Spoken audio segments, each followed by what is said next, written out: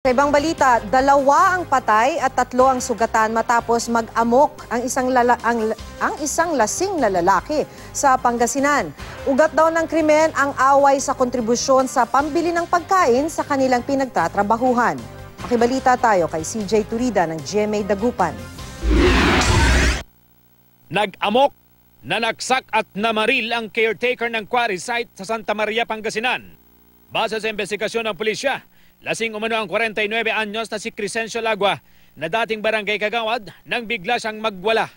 Una raw sinaksak ng suspect ang helper na si Oliver Agustin nitong Lunes ng gabi. Para makatakas, tumalon sa ilog sa Agustin. Sunod naman daw pinagsasaksak ni Lagua ang isa pang helper na si Leniel Joaquin na natutulog noon sa loob ng truck. 19 na saksak ang ikinamatay ni Joaquin. Hindi kaagad nalaman ng ibang trabahador ang krimen. Kaya kinaumagahan, nagawa pang mamaril ng suspect. Una niyang pinaputokan ng homemade caliber 22 ang nakasulubong niyang driver ng loader. Maging ang sekretaryang nasa loob ng container van, binaril din ng suspect. Nagpunta rin ang suspect sa barracks at binaril din ang backhoe driver na si Greggy Molina na ikinamatay nito. Yung driver ng loader sabi niya, tulong-tulong, maawan naman kayo, sabi niya. Dahil nabaril ako ni Kiting, sabi niya. Naaresto rin kaagad si Lagua.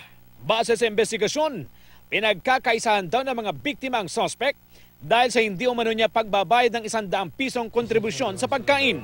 Ikinagalit daw ito ng suspect. Mayroong hindi pagkakaintindihan itong mga suspect natin at saka mga biktima natin. So hanggang sa humantong ito sa pamamaril at pananaksak sa mga biktima natin. Aminado ang suspect sa nagawang krimen. Pasensya na lang sila dahil wala naman ako katinoan na isip, no? Yung pamangkin ko, grabe madam talaga, wala na, hindi na may babalik yung yung buhay niya, hindi pwede madam. Kahit lumuot siya ng dugo madam. Nakaharap ang suspect sa mga reklamong 2 counts of murder at 3 counts of attempted murder. Patuloy na nagpapagaling ang mga sugatang biktima.